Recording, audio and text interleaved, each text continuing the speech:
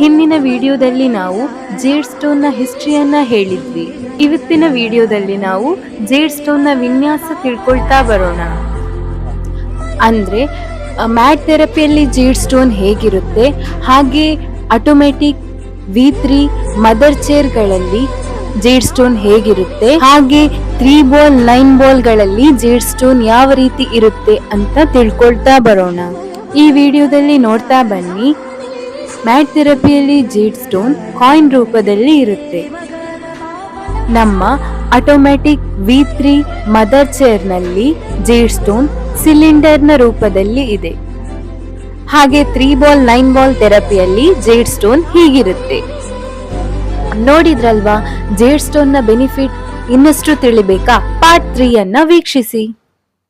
ಹಾಗೆ ಹೆಚ್ಚಿನ ಮಾಹಿತಿಗಾಗಿ ಸೆರಾಕೇರ್ ಕಾರ್ಕಳ ವಿಸಿಟ್ ಮಾಡಿ. Thank you.